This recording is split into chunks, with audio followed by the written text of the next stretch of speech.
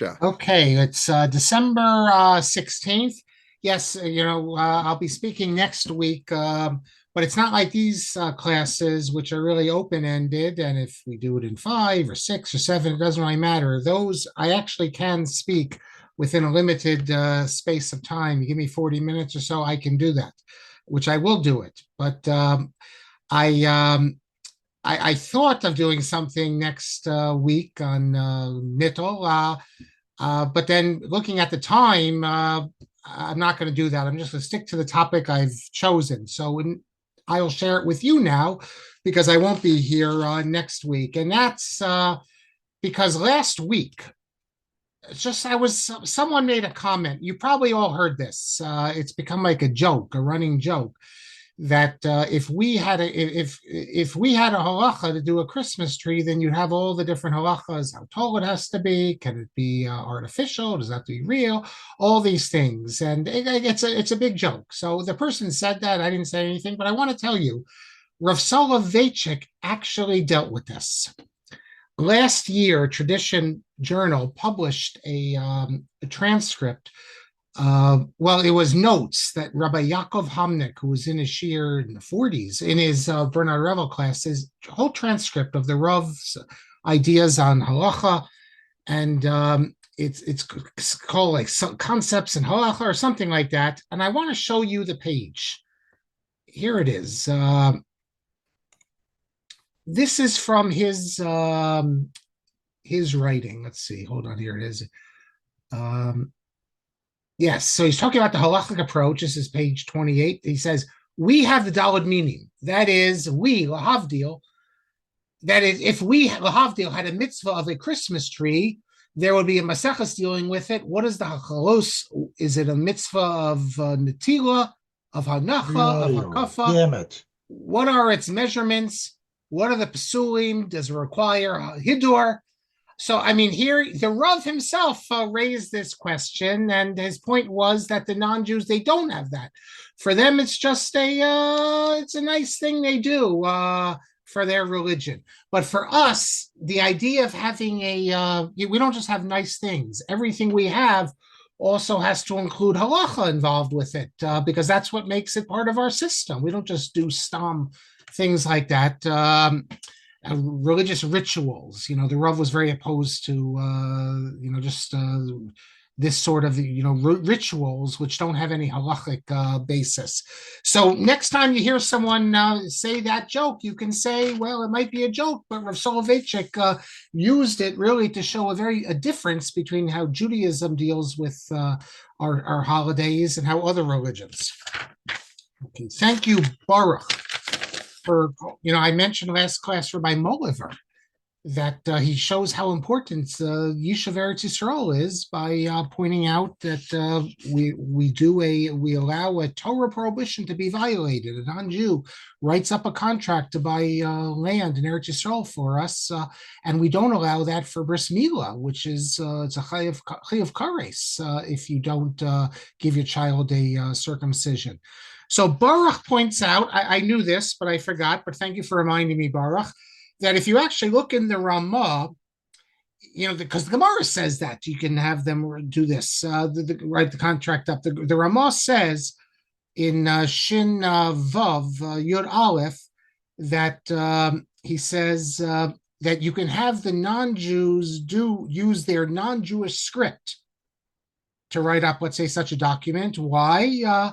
Because this is only rabbinic. He says that it's only rabbinic prohibition writing. That is, if you write in English or in Latin or whatever it is, it's only rabbinic prohibition. And therefore you can have the non-Jew do it. Now, if you look at the Mishnah Berurah quite interestingly says that this is the Or Zarua's opinion. But then he explains in the Be'er Halach, listen to this, that the Or Zarua is a das yechidahi ve'ein la shum makom b'shas v'chol ha'poskim cholkin al zeh v'sfir alei da'af b'chsav shalhem u'isad d'oraisa b'chol lashon. So the Mishnah Berurah, very strong language. I'm not such an expert in the Mishnah Berurah. I don't know if he ever uses such strong language about a Rishon like this, but he says that the Or Zarua's argument that this is only his idea that this is only rabbinic is rejected by everyone. It has no source, and that writing in any language is an Issur D'Oraisa, and therefore Rav Moliver's point. It's interesting that he just ignores the Ramah, but the standard view, despite what the Ramah says, is that it's a D'Oraisa malacha it's a d'oraisa prohibition, I should say, to write in any language. I mean, do you have to do a whole letter? But the point is to write a document would be a d'oraisa. So Moliver's point remains. Baruch also, thank you, Baruch. Those who want to follow up on this whole idea of the kalim, if the rabbis make a gezerah, if not a gezerah, if the local rav says that only this shochet is valid and someone else also shechts, there's a long tshuva, I shouldn't say long, a short tshuva, by the Noda B'Yehuda's son in Noda B'Yehuda Mardu Tinyana Yerodea number 48, which he also goes. So he goes, what about after the fact? And he doesn't think it should be a problem, but then he thinks maybe it should be a problem, and he goes back and forth. Really, in the end, he concludes that it's best to wait for a day afterwards, let it go 24 hours, and then you don't have any problems. But he is inclined to assume that if, as he says, if the rabbi only makes a decree for the kavod of, let's say, the shochet or something like that, then we don't assume that it's after the fact that the kli is made treif. So it's interesting tshuva. I could go through it because he makes a lot of interesting points, but in the interest of time, I'm not going to. And finally, this is where we left off. This whole issue of, there's so much I could say about the idea of living in Eretz Yisrael. We'll see some more of it today. I mean, you have all sorts of very interesting texts. I found a Hasidic Rabbi that says you can't really be only a complete tzaddik can live in Eretz Yisrael. And you have many interesting passages like that. But I said I couldn't remember, and I said that the Rambam, I think, is a little different than the Gemara. And indeed, I remembered correctly. The Gemara says that if you don't live in Eretz Yisrael, it's as if you worship idols. So what does the Rambam say? The Rambam says, and this is in Malachim, chapter 5, Halakha Yud Beis, La'olam yidar adam Eretz Yisrael. Everyone should live in Eretz Yisrael, even in a city that's majority non-Jews. And don't live in Chutz La'aretz, even in a city majority Jews. But he doesn't add that expression that we saw from the Gemara, that anyone, if you live in Eretz Yisrael, it's as if Doma, it's as if you have a God, no matter what your sins are, I guess. And if you live in Chutz La'aretz, it's Doma, it's as if you don't have God. He doesn't say that. He leaves that out, which is interesting. Furthermore, he says that the Gemara says, whoever lives in Chutz La'aretz, it's as if you Doma Kamisha Ein Lo Eloah. What does the Rambam say? He says, Kol Hayotze L'Chutz La'aretz Ke'ilu Oved Avodah Zarah. If you go to Chutz La'aretz, so the implication is that if you're born in Chutz La'aretz, then you don't have the problems here. Actually, the Rambam, the Tosefta says, the Tosefta says this. The Rambam adopts that. But the implication of this here is that the Rambam, he's not recording the other position, that if you live in Chutz La'aretz, that's from Maseches Ksubos. It's as if you're at that status. Only if you leave Eretz Yisrael and you go to Chutz La'aretz, then it's as if you worship idolatry.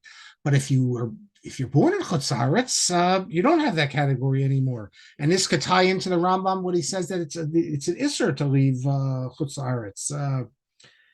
He doesn't say, basically, the Rambam does not say that if you live in Eretz Yisrael, you have this special spiritual status, like we see in the Gemara in Kesubos, that if you live in Eretz Yisrael, Domet, that you have, even if you live in a city of non-Jews, it's Doma that you have a God, and if you live in Chutz La'aretz, it's not.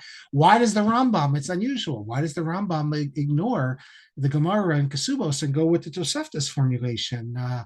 it's something I'm looking right now in Rav Nachum Rabinovich's Perush, and he mentions this and he deals with it, but he doesn't really give an explanation, like a philosophical explanation, why the Rambam chose to go with the Tosefta's formulation. So needs further investigation. Now, something before we pick up here, something I thought about after the class I didn't mention. Rav Moliver, it came to me, I thought of it, and it's an important point, so let me mention it. Rav Moliver is citing and speaking about the importance of Eretz Yisrael. He's citing all these biblical sources, including sources. Avraham is told to go to the land of Israel. You have Yitzchak. He doesn't leave Eretz Yisrael. I mean, we have all these Torah sources from Sefer Bereshis that speak about Eretz Yisrael. The whole basis goes back to God says to Avraham, leave this land, go to the land I'm going to give you. Well, everywhere you step, it's going to be for your descendants, all these things. So some of you might know about the principle that the Rambam mentions. It's found in the Yerushalmi. It's in Moed Katan. As far as I know, I don't remember if it's in the Bavli, but the Rambam mentions it in Parashat Mishnah. We know we don't learn anything from before Matan Torah. That's a principle, right? So we don't. It says in the Yerushalmi, "Ein lomdim mikodem Matan Torah." So what's with Matan Torah, then we're given a Torah and everything's applicable. So I was thinking that maybe you could challenge. People might think you could challenge our Moliver. He's citing all these things before Matan Torah. Kedushas Eretz Yisrael, does that have any Halakhic validity before Matan Torah? All these sorts of things. But then I recalled that there's actually a Maritz Chayas, or Tzihir Chayas, in his commentary on Chulin. I wrote down 6 Tes Zayin Amud Aleph, and I think also later as well. But he says as follows, and I think this is not controversial. I think everyone assumes this, that the only time we say we don't learn from before Matan Torah, that's Davar Shehu Chovos Hadin. That's talking about halacha, all the different halachas. That's what the Rambam says. That is, everything before Matan Torah has to be reaffirmed after. So you tell me that you don't eat the hindquarters. It's not because of any story with Yaakov. I mean, that's where it began, but it has. If it's not reaffirmed in the Torah, then it's not binding. Bris Milah, all these things need to then be affirmed as part of Mosaic revelation. However, the Maritz Chayes says, when dealing with something shehu chavivus hamitzvah, when you're dealing with something that is not halacha per se, but love of a mitzvah or something, all these larger characteristics, and Eretz Yisrael, the importance, leaving aside the purely halachic element of it, because even those who don't hold it, everyone agrees, even if you don't hold this as an actual mitzvah, Eretz Yisrael, the importance of Eretz Yisrael in so many other ways, everyone agrees with that. So that is still applicable. Now, Maritz Chayes doesn't mention Yishuv Eretz Yisrael. That's what I'm saying. We see all the descriptions of Eretz Yisrael before Matan Torah. Maritz Chayes mentions another example. Vayashkem Avram Baboker. Where do we learn from that? Zrizim Makdim mitzvos, that you're supposed to be zaris, supposed to be zealous in doing the mitzvos, because Avram gets up in the morning to do it as soon as he can. He doesn't wait till the afternoon. So you could say, well, how can we learn that? It's before Matan Torah. The answer is because it's not halacha. It's more of an overarching approach to how we should relate to Torah and to mitzvos, and that we do learn, the Maritz Chayes says, from before Matan Torah. So I think you could say, you make the same assumption about Eretz Yisrael, its value, and so many other things. We ended off, I was in the middle of reading to you the important points in Rav Moliver's letter, in which he explains why he went to Eretz Yisrael and what he saw there. So I want to pick up with that right where we left off. If you recall, Rav Moliver derived something very interesting, that it says, rather live in Eretz Yisrael, even in a place where they're all evil, all idolaters. And he reads this as, Rotzel Amar, even if you go there and you're going to lose Torah, it's still worth it to go there. I raised the question, does this mean if you know 100%, but I guess no one's ever going to know 100%. But the idea is that even if there's a good chance you will lose it, and even if in the end you do end up giving up Torah, it's still worth it and to have gone there, and better. You can't do this but b'diavad, and that's a very radical statement. I mean, he cites the Haflah. He derives it from it. The Haflah doesn't actually say that to go that far. The Haflah says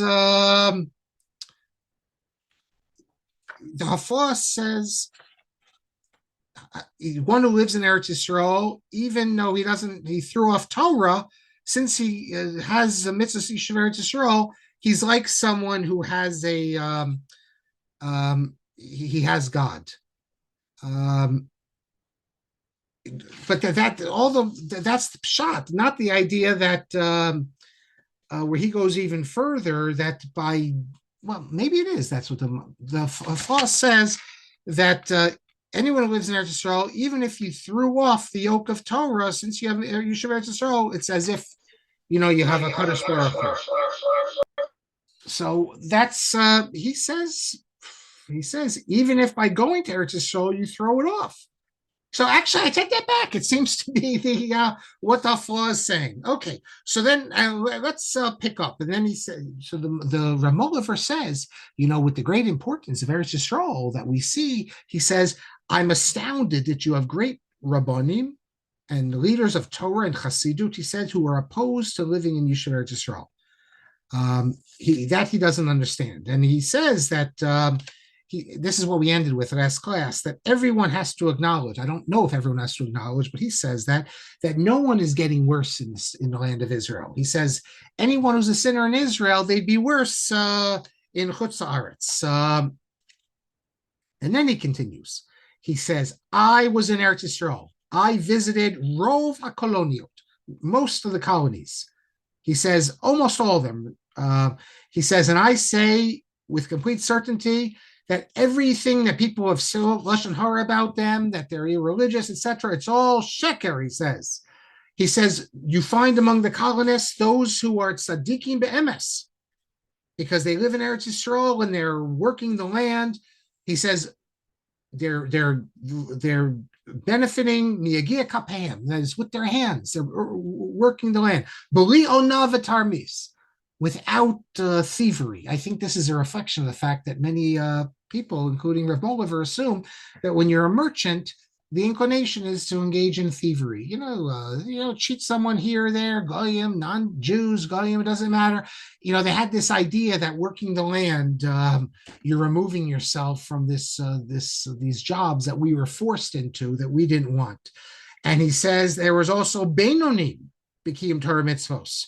He says there are people who are not the most pious. They're in the middle. He says, but they're just like our beinonim here in Europe. But he says they have 3 milos, he says. 3 areas are superior to our beinonim. They live in the land of Israel.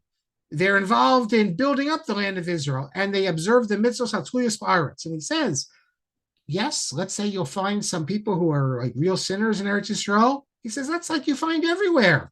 That's nature, the teva. You're always going to have people like that. But there he says they're miyuta b'demiyuta. And he says we do not find there, like we find here, people who are machal Shabbos publicly. At least he didn't see that. Then he continues. And he says, we already mentioned about the Ramban's view of living in Eretz Yisrael and how it's not just living there, you have to be involved in working the land. We don't need to repeat that. He talks about planting fruits and things like that. And then he says, those of them who moved to Eretz Yisrael, ashreichem, he says, speaking to them, you are what you're going to see. He says, Olamchem tiru b'chayechem. You see your life, your spiritual attainments in your lifetime. He says you're freed from mischar. Asher hayitem asurim lo behevle shav. He says you don't have to be a merchant. You don't have to be, all these things that Jews were involved with, which he's sort of adopting the critique that these professions created bad characteristics for the Jews. He says they're full of thievery. And you constantly are worried you're going to go bankrupt. He says, now you have land, you can work with your hands. Very nice. And then he summarizes it. He says, why did I go to Eretz Yisrael? He says, I went there, one, to see if you can live, support yourself from the land. If you can be a farmer, basically, and you can grow, he says, to Einim, Zaysim, Rimonim, Etrogim, etc., etc. Then he says, two, how much money does a family need to make in order to survive there? Three, can we still purchase land in Eretz Yisrael if we're able to send more Jews there? Will the government allow us to purchase more? Four, where is the best land in Eretz Yisrael? And what's the prices? Five, will the Turkish government look kindly on Russian Jews coming to live there? So, the Turkey and Russia didn't always get along. Are they going to, the Ottoman Empire, are they going to look kindly about it? Six, how are the settlements today? How are they doing? Then he says seven, the Baron Rothschild settlements, how are they doing? And he goes on a couple more things. And then he gives answers to these questions. I just want to call your attention to a few of his answers, because I've said some of them already. He says, in terms of what the best land is, he says the best land is the land Aver Hayarden. Now, Aver Hayarden, when he's speaking, it's not like on Moshe Rabbeinu, it's not like Aver Hayarden meaning, well, it depends where you are, I guess you could say. Look at the beginning of Devarim, what Ibn Ezra has to say about Aver Hayarden. But Aver Hayarden means he's talking about the land on the opposite side of the Jordan, where the country of Jordan is now. That's what he's speaking about. But he says that at least I think that's what he's speaking. No, that's what he's speaking about. He says, but living there is the most dangerous because the Bedouins there, he says, are very violent, and you can't live there. So but he says we also have good land by the Kinneret, by Tiberia. I actually, you know what? I'm not sure now. Remember, originally, the Jews were supposed to be settling the Balfour Declaration on both sides. This is before the Balfour Declaration. I'm not. I take that back. Now, I think he means along the Jordan, not on the other side of the Jordan. I think he just means that land, what we would call Yehuda Shomron. That I don't think he means up. That's what I think he means, because that's what Aver Hayarden means. It doesn't mean, and Aver Hayarden does not mean the opposite side of the Jordan. That's the Ibn Ezra finds what he thinks the anachronism that if the beginning of Devarim, here, let me show you, hold on, let me pull up Devarim here. This is one of the controversial passages of Ibn Ezra. Let me share it with you. Here, look in the beginning of Devarim. It says, Elah Devarim, these are the words, Asher Diber Moshe Kol Yisrael Be'Aver Hayarden, which Moshe spoke. No, I take that back. So here it's referring to opposite the other side of the Jordan. So I guess that's what Moliver is referring to, over. But see, what Ibn Ezra says is he thinks this is anachronistic, because if this was written by Moshe, then it wouldn't say Aver Hayarden, because Aver Hayarden is only from the standpoint of those who have already crossed the Jordan and are in Eretz Yisrael. They will say Aver Hayarden. That is, Moshe, it would have to be another Navi writing it, because Moshe is on the opposite side of the Jordan. But Moshe, he couldn't write this because he is on the opposite side of Jordan. So from Moshe's standpoint, Aver Hayarden would be not on the right side, the eastern side. It would be on the western side, Eretz Yisrael. So if you look at Ibn Ezra, this is one of the secrets of Ibn Ezra, where he alludes to post-Mosaic additions to the Torah, because how could you say if Moshe's writing this, then he wouldn't say Aver Hayarden? That's what Ibn Ezra says. Obviously, others would disagree and says that no, Moshe's writing it with the Eretz Yisrael standpoint in mind. So that's why it says Eivei Yarden. So I assume, therefore, when he says Eivei Yarden, he means opposite of Jordan. What I originally said. That so he's saying that maybe we could buy land opposite the Jordan and settle there. I don't know actually where. As far as I know, no Jews ever settled in Transjordan. No colonists ever said. If you look at the maps, the revisionist map, it was all of the Balfour Declaration included what was later called Transjordan and Jordan today. That was on the map, and some of that we know where certain the 2.5 tribes were. So. But he says it's too dangerous there. We can't go there. And then he says, and he's writing this to the Jews in Russia, the Chovei Tzion. And anyone who wants to read his letter, he says, I can't withhold from saying something to my entire people. Have we ever seen Etzba Elohim, the Chol Asher Karanu? Have we ever seen the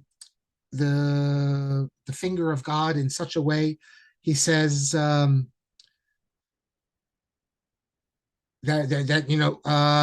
he says it's been 10 years when things have been going bad in Russia, or in Europe, actually. He says not just Russia. He says all the anti-Semites, and he says as soon as things became bad in Europe, really bad, we know with the 1880s, the pogroms, but he doesn't just say. He says, Verov Medinot Europa, in most of Europe. He says, at the very time that things became so bad, what happened? Balanu or Hameir Mimara. He says, all of a sudden now, God opens up another avenue for us. The light comes. The light comes for us. And the Kol Koreh, the voice announces, Shuvu Banim Livochem. So as soon as anti-Semitism became really bad and all the persecution, now when one door closes, another door opens. God is giving us the opportunity now, the chance to go to Eretz Yisrael. He says, throw away Elile, your gods of silver and gods of gold, and come dwell in the land of your fathers. So that to him is a providence. That why didn't it happen 20 years before? It happened when the time was right, when Jews were being shown that times are bad for you in the Galut. Some people would say that we're being shown that right now as well, that times are not good for us. And Rav Tzvi Yehuda Kook and others wrote about how in the 20s and 30s, God was showing us also, but people didn't listen. And he says to them, my brothers, look carefully.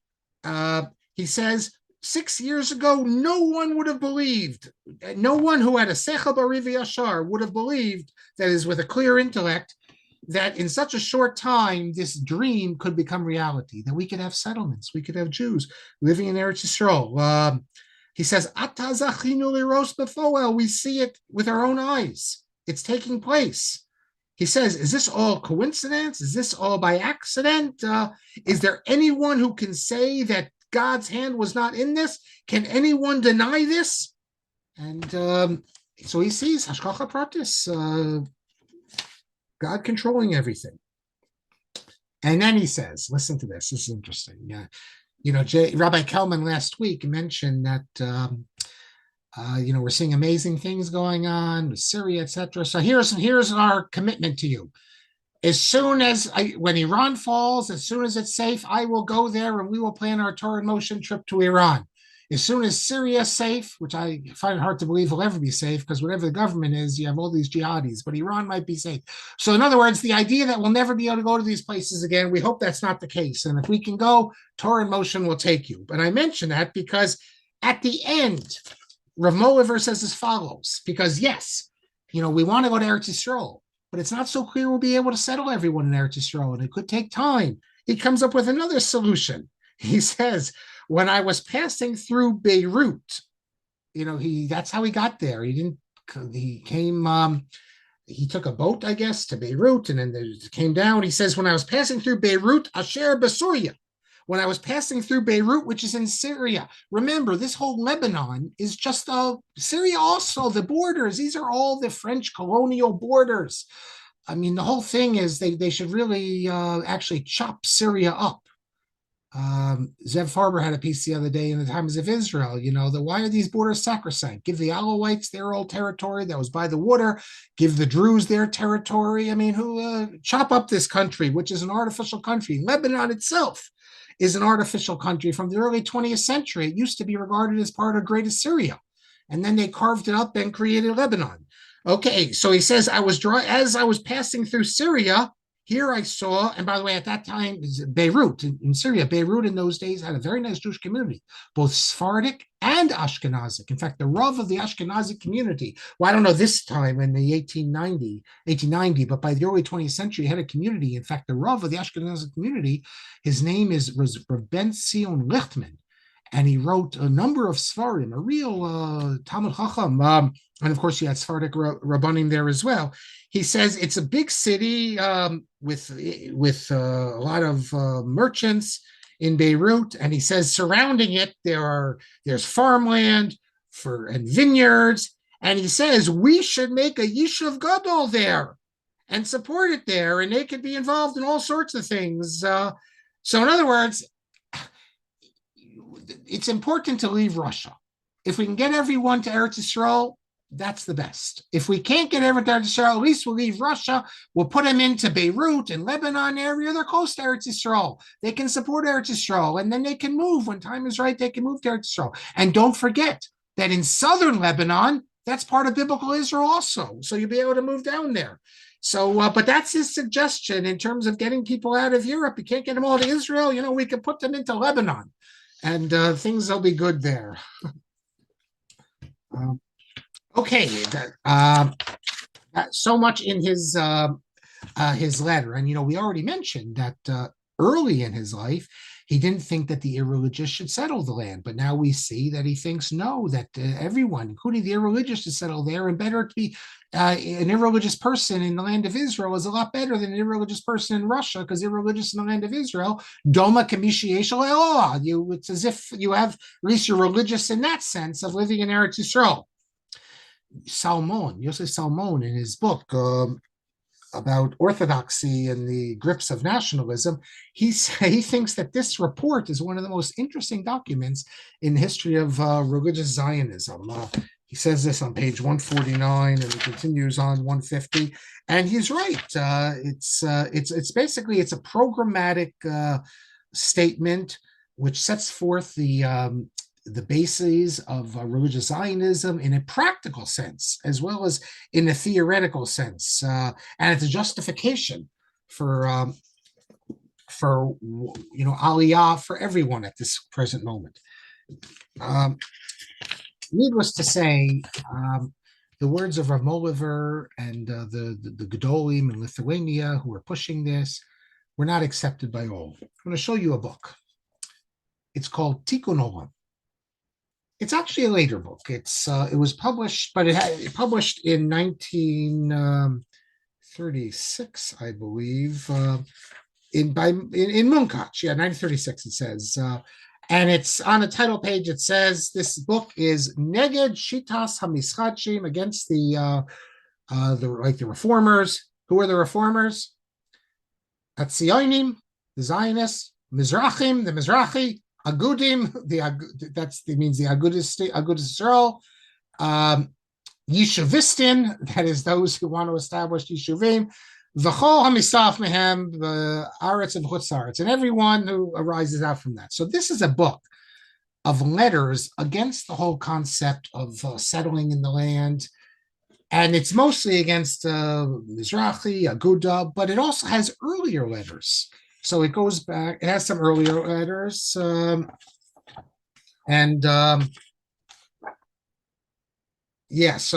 even has a letter responding to a Moliver. So that's why I want to read it to you. But this is a fascinating book. It has the table of contents. It's mostly Hungarian rabbis, anti-Zionist, writing, let's say, in the 20s and 30s. But it has others. It has the Avnei Nezers in here. It has the Rogachover.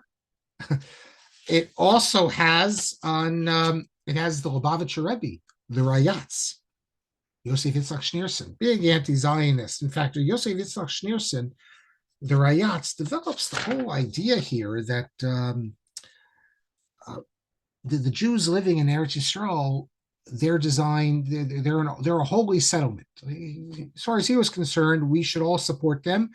And he speaks very much against business and industry and anything there. He says that's not the what we should be doing there. All we should be, he says, you can have factories in Britain and other places, but no, he says, and he said, what does he say? He says, Chalila, he says, to establish Beit Charosha do Beit Avoda in Yerushalayim, Ira Kodesh. Jerusalem should just be for holy things and nothing of what we would call, I guess, building up the land. He says as follows. He says that the people who live in Eretz Yisrael today, he's speaking about the Ashkenazim, the Sephardim worked. He says they didn't impurify the land with all, physical things, chomer, bate mischar. He says, no, they kept the land holy. And so that's his idea that, in fact, he says, where is it? He says it's something amazing here. Did he say it or is the other? I think it's. Oh no, sorry, it's the next one I want to show you. Oh yeah, okay. So so who else is in this? You know who's in this? Rav Teichtal, the Aim Habanim Smecha. I plan, I plan on continuing these classes. When I finish with this, we're going to do in a few classes, maybe 4 or 3. We're going to do the Langer case, and then we're going to do Shimon Shkat. Maybe after that, I'll do Rav Teichtal. Do you know Rav Teichtal? Yisachar Shlomo or Yisachar, they probably pronounce it Teichtal, the Aim Habanim Smecha, who becomes a big lover of Eretz Yisrael in the war. His book is published in 1943 in Budapest. But before that, he's one of the leading anti-Zionists. And he has a letter in here. He says, it's amazing what a turn he did.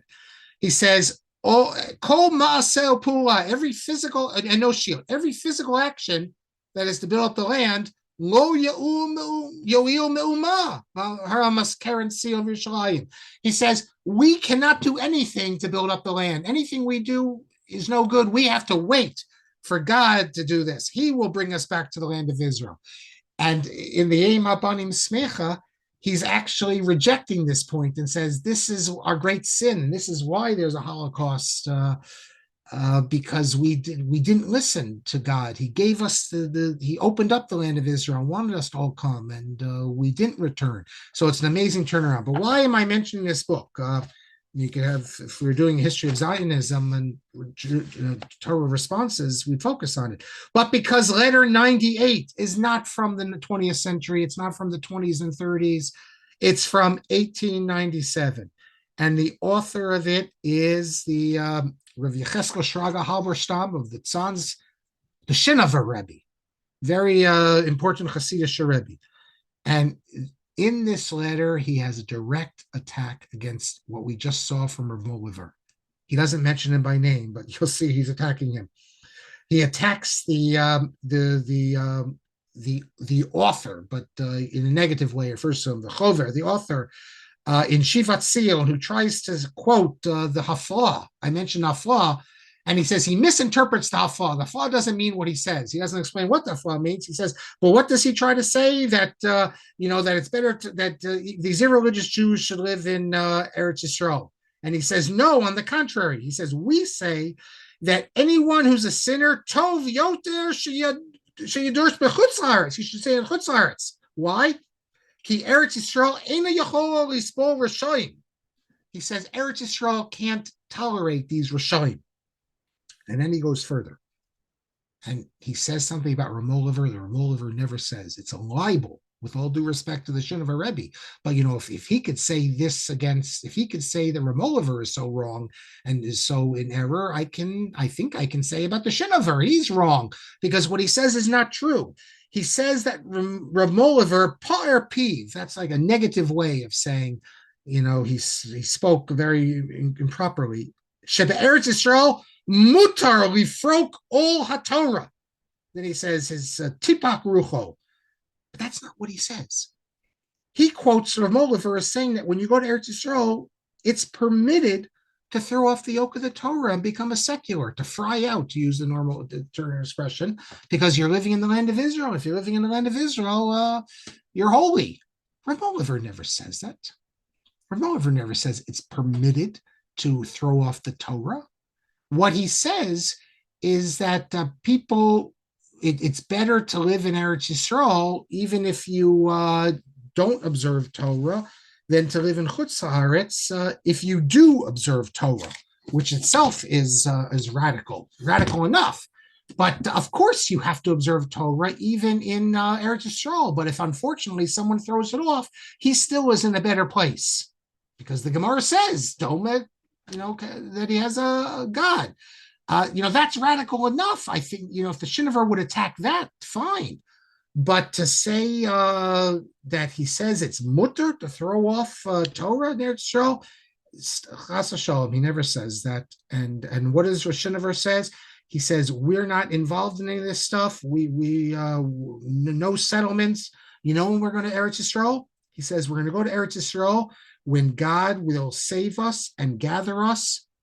And then, what is he? He quotes this pasuk. Rav Moliver is talking about go to Eretz Yisrael, and you have fields and you do work there. And what does the Shinover say? No. What's going to happen when God brings us back to Eretz Yisrael? He cites this pasuk from Yeshaya in Perek Samach Aleph 61:5. What does the pasuk say? In messianic vision. And strangers shall stand and feed your flocks, and aliens shall be your plowmen and your vine dressers, and you will be named priests of the Lord. Okay, so in other words, the real bracha will be that one day we'll live in Eretz Yisrael, but we'll have non-Jews, the Goyim. That's going to be their job to do all these things for us. That's what he says. God will bring us there. And then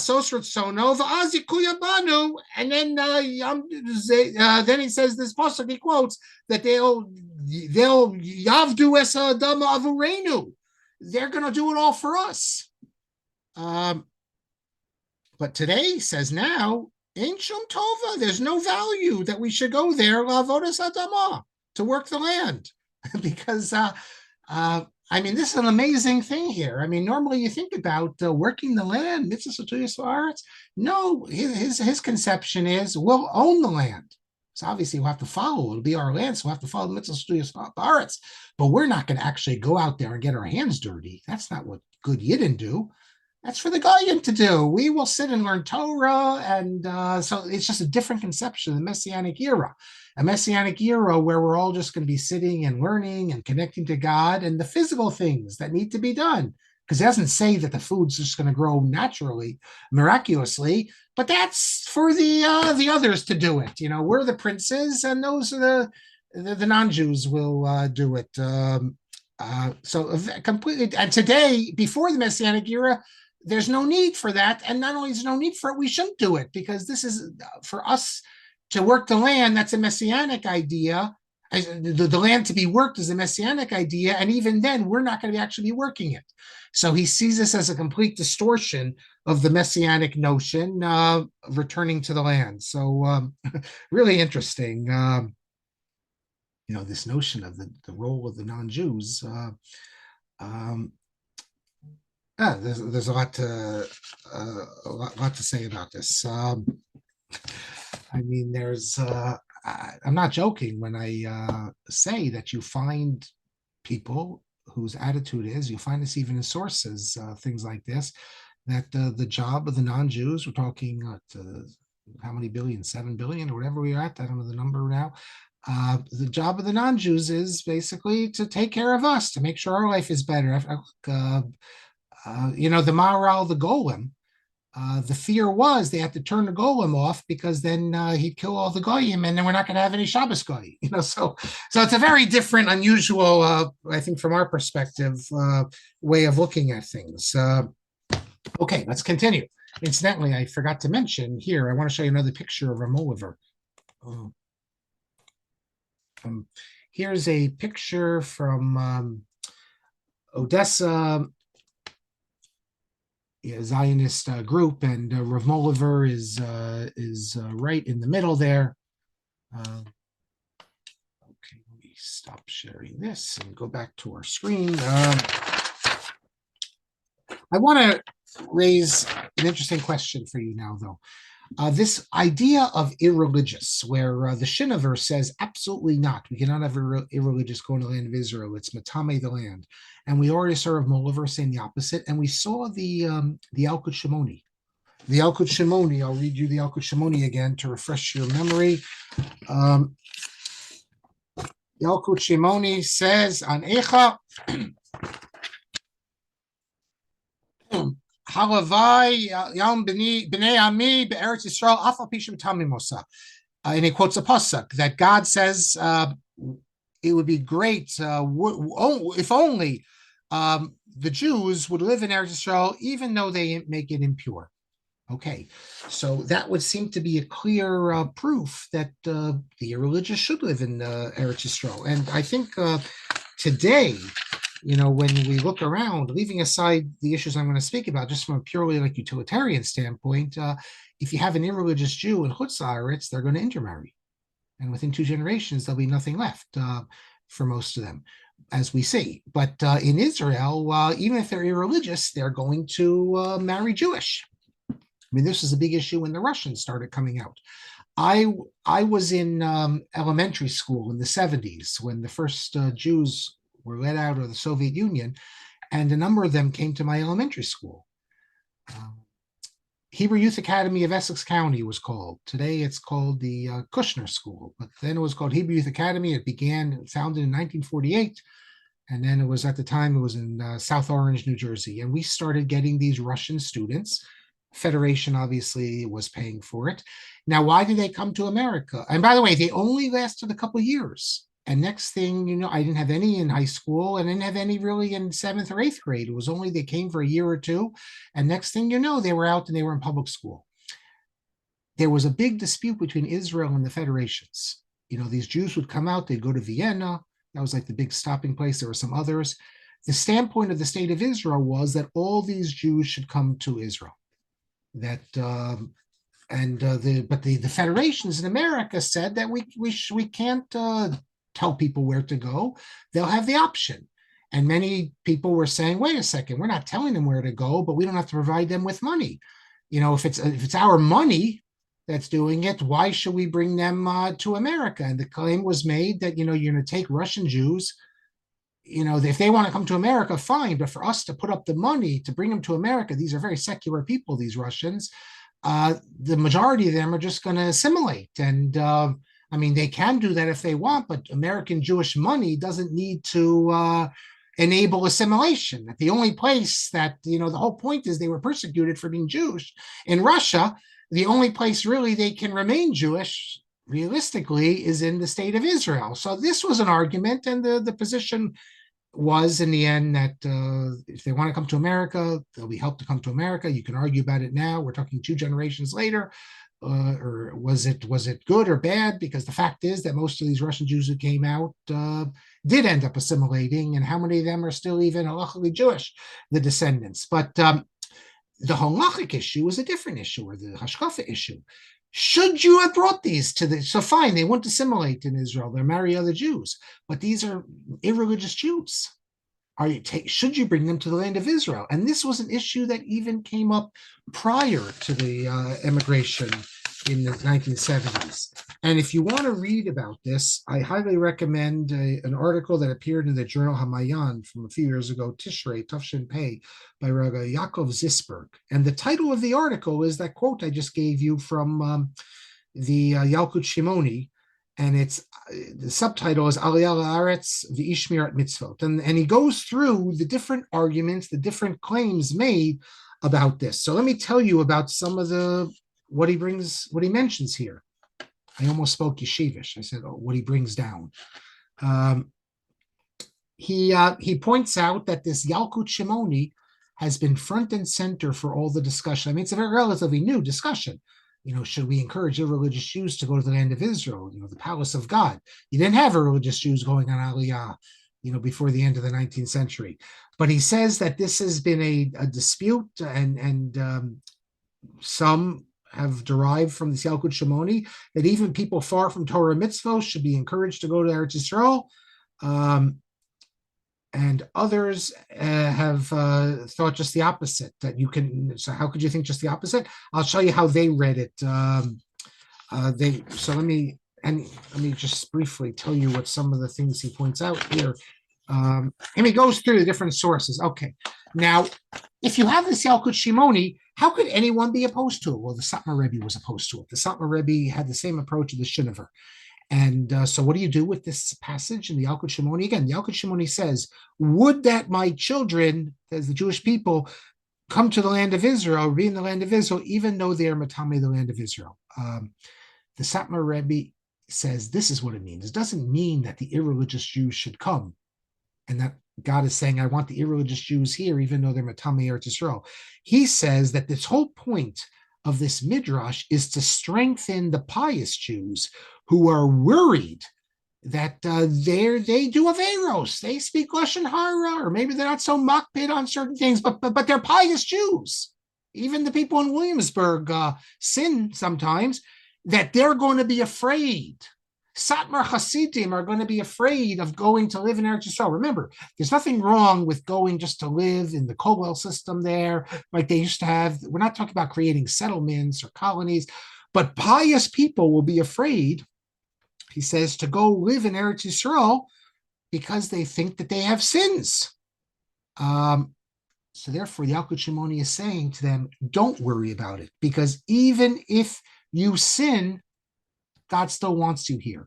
But the Satmar Rebbe says he's speaking about pious Jews who have sins. He's not speaking about heretics. He's not speaking about Machale Shabbos. For those, and by this answers the stira, according to him. Moliver has to explain then, what about the idea that the land will spit out those who are not religious? So you can have different approaches to that. What does it mean, those who are not religious? I mean, if you're an idolater in the land of Israel, then the land will spit you out. But if you don't know any better, if you recognize the value of the land of Israel, but you're Machal Shabbos, so that's, you can come up with all sorts of explanations. So that's what the Satmar Rebbe explains, that it's chas v'sholom to think, because that it's referring to sinners. But ain't tzaddik ba'aretz, there's no tzaddik even who doesn't sin. So these are people who should not think that they don't go to the land of Israel. That's one approach. There's another approach he mentions, that that if someone is in Eretz Yisrael and he's sinning, such a person should remain in Eretz Yisrael, because the holiness of Eretz Yisrael hopefully will bring him back. That is, he shouldn't leave Eretz Yisrael. But if you're in Chutz La'aretz and you're sinning, you shouldn't go to Eretz Yisrael. That is the verse, or the saying in Yalkut Shimoni is only referring to people who are already in Eretz Yisrael. Okay, that's another interpretation. You have different interpretations, but let me now tell you about the psak of Tzvi Pesach Frank. And this is, we know about this because of this individual. His name is Shlomo Zalman Shragai.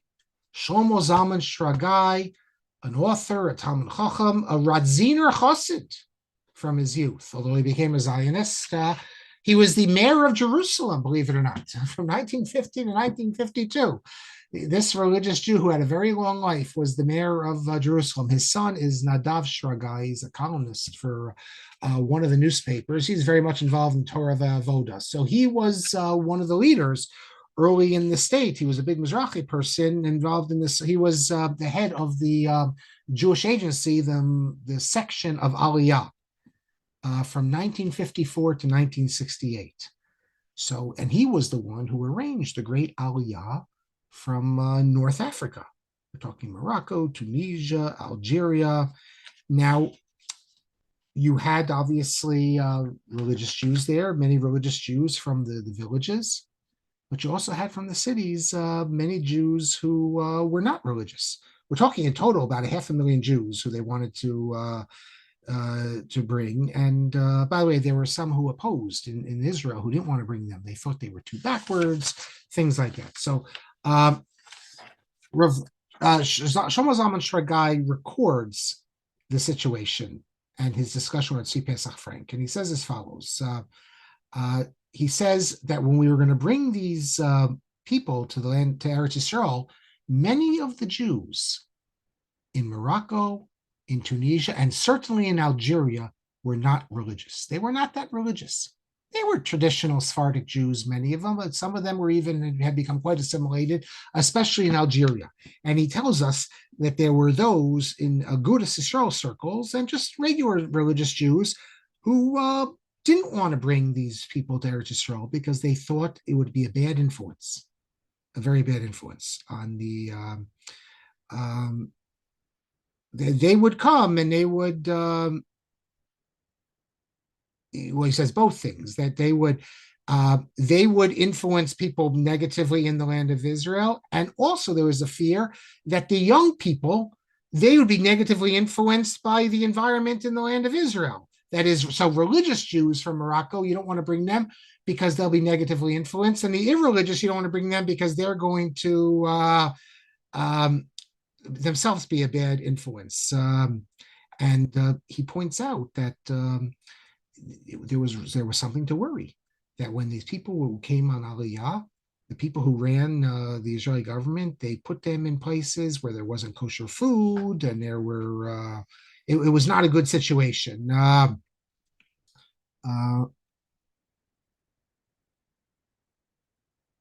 Actually, take that back. No, he's saying he only mentions the. Let's see. No, first he begins by talking about bring Jews who are religious because they're going to be turned non-religious, and he says that happened, many of them, and then he says, okay, I take back what I said. No, it wasn't that. He speaks earlier in this article about the irreligious Jews, but now he's speaking about the religious Jews. So the question is, you're going to bring these people to Israel, and he is saying 100% he feels many of them are going to become irreligious because the environment in Israel is going to be irreligious, and they'll be made turned irreligious. He says, on the other hand, we know that there was a matter of life and danger. He says, sakanat chayim, for Jews in these countries, and we have to take them out. So the question is, do we bring them to Israel, where there's a good chance that, especially among the young, at this situation, he says the Mapai was pushing them into places where they would be in a non-religious environment, not kosher food or Shabbos, etc. So, do we bring them to Israel, knowing we have to get them out because it's dangerous there? But we bring them here, they can become irreligious. Maybe they can go to France; it won't be so bad, or maybe leave them in Morocco. Because there's a danger to life, perhaps. There could be pogroms, but look, realistically, it's a small danger. You might have some pogrom here or there, or something like that, but at the end of the day, you're dealing with 250,000 Jews. You remove them, put them in an irreligious environment, the danger to the soul could be worse than danger to the body. And he says that even among the Poel Mizrahi, you had people who thought it was dangerous to bring them here. So he says as follows. He says, I went to Tzvi Pesach Frank, and I explained the situation for him. I said that it's, what's going to be. We bring them here. I'm going to take responsibility. They'll become irreligious. Tzvi Pesach Frank said to him, bring me the Yalkut Shimoni. He pointed to it. He had it in there. And he pointed to this passage, the Yalkut Shimoni, that would that my children be in the land of Israel, even though they make it tummy. And then this is what, and this is the name of Rabbi. So Tzvi Pesach Frank says, what do you want from me? That I should disagree with Rabbi? That I should tell you to do the opposite of Rabbi? From what he says God wants us to do?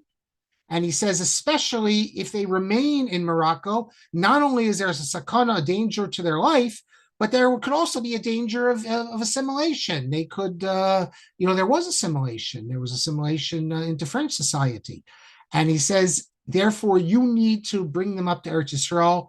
He says, the Gemara has this expression, don't be concerned. Don't question what's going to be in the future. That's for God to know. You just have to bring them up and rely on the fact that God wants them here, even if they're irreligious. So based on that, he says they went ahead with this. Okay, we'll stop here. I thought there was one more point I wanted to mention to you, but okay, we'll stop here. And I think today, I'll just end by saying that I think today, I haven't heard among the Haredi world any. Look, there was opposition to bringing the Russian Jews recently because so many of them were non-Jews. They said but the argument was, don't just bring over all these Russians. You have to determine if they're Jewish or not. But to my knowledge, I haven't heard anyone in the Haredi world ever make the claim in recent years that we should not bring over people. We shouldn't make an effort to bring people over to Israel if they're not religious. On the contrary, when the Iron Curtain fell, they were very involved in bringing over Jews from Russia, because the idea is that you bring them over, at least now we have a chance to be Makari of them. If they remain in Russia, forget it. But you see, that wasn't always the case. And there was this notion that not that long ago that you don't want to bring these people over because they could become, if they're religious, they become irreligious. And if they're religious, and if they're not religious, you don't want to be matame the land with them. So I don't think, text me or email me if anyone knows, have anyone heard any expressions differently, that it's a problem. We brought over all these Russian Jews. Yeah, granted, some of them eat pork and things like that, but at least I haven't seen, and I read the Haredi literature, I haven't seen any opposition or anyone saying that it was a terrible thing that the state of Israel brought over these Russian Jews. The stress is always on the fact that they brought over non-Jews as well, but I could be wrong, but that's what I know.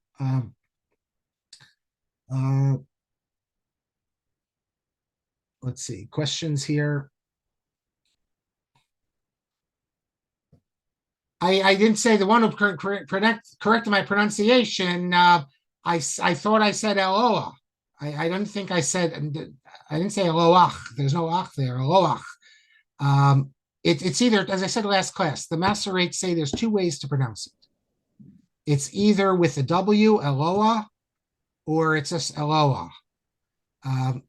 So either one is okay. If you looked at my blog post today, what I told you last week about how to pronounce these words like sameach, reach, I have a footnote. That's why it was on my mind last week when I mentioned it, because I just written that footnote, but you can see there as well.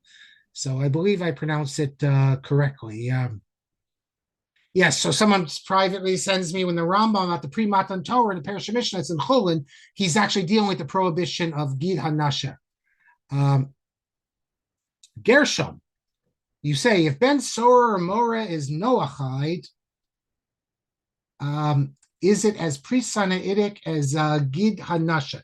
No, well, first of all, the whole idea of Noachide laws, if you look at the Rambam in Hilchos Malachim, he makes it very clear. It's the idea that these laws were commanded to Moshe.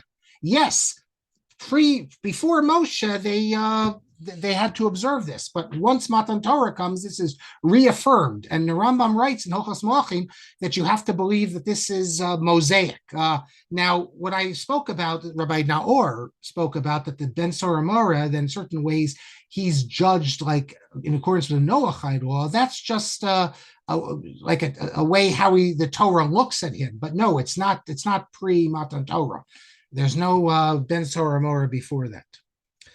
Rabbi Yellen, says it was reported in the Jerusalem Post that part of the reason Yitzhak Yosef made the statement he did regarding front people not reporting to the IDF, he said because his father's brothers all went into the army and became secular. Look, it's true. On our Morocco trip, Rafi, our wonderful tour guide, I mean, he goes off. Every time we do it, he starts speaking about his family, how they went to Israel and they became irreligious. It happened. We can't deny that it happened. And yet, Eretz Pesach Frank knew that was a good chance it could happen, but he thought that, first of all, there's a danger in Morocco, and the Alkut Shimoni says, this is what you do. And as he explained, we don't concern ourselves what might happen. this is what God wants us to do. He wants us to live in the land of Israel. If bad things happen, okay, it happened, but we didn't know that at the time. So therefore, you do what you're supposed to do, and if it happens, others would, of course, disagree. And I mentioned it before that we heard those who were with me. Rabbi Yellen was one of those when we were in Jerba on Shabbos a couple of years ago, and one of the local rabbis came and he explained why they don't go to Israel, the young people. And he said, because they're afraid of, they've seen what happened. Many of the people from Jerba went to Israel after 48 and became irreligious.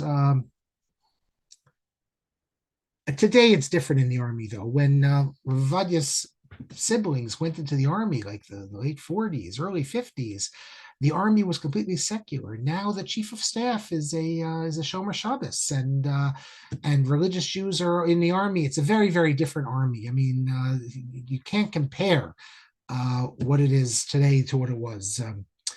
But I acknowledge without any hesitation, I understand the Haredi position in that it would be hard to remain a Haredi the way they understand it and go through the army, even in Haredi units, because they would be just as religious in terms of Shabbos and Kashrus and Sneas and all these things, but they would not have a Haredi mentality, more of a sectarian mentality. There's no question to my mind that would be broken down, and that's the reason why they don't want them to go, because they think the society as they've constructed it would be changed, and I have to agree that it would be changed. Now, I happen to think that would be a good thing if it would be changed, but I'm not the Das Torah making that decision.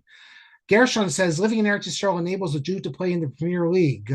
Yes, of course. Eretz Yisrael is the place that Jews are supposed to live in.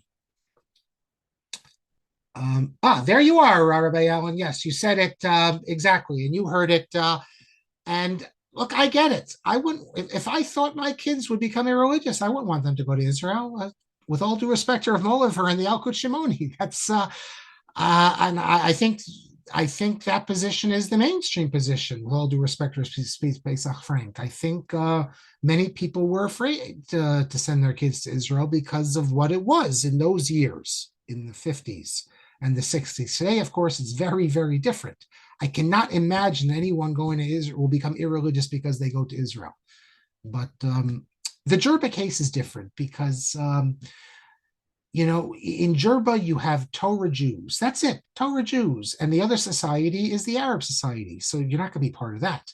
If you go to Israel, you have a different society. You have the Masorati society. You have it's very easy for a Sephardic Jew to then become a Masorati type or less religious because there's a different society.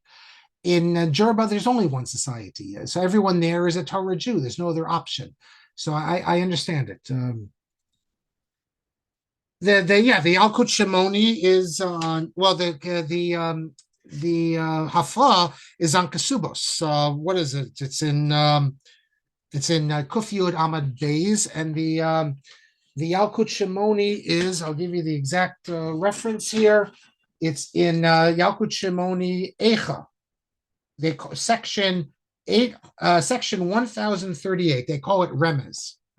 They don't call it Simon or anything, but that you can find it there. And like I said, everyone has to deal with this Yalkut Shimoni, and the Satmar Rebbe knew the Yalkut Shimoni very well, and I already told you what he said. So, and lots of people shared the Satmar Rebbe's basic position on this. Remember, it says, the Yalkut Shimoni says, would that, the children of my nation live here and be Matame the land. If you let's say you have the Satmar Rebbe's position, you'd say that the Machal Shabbos, an Ochel Neveros and Trefos, that's not one of the children of my people. They've already left the Jewish people. They're basically like, although technically they're Jewish, but they don't have the status of Jewish.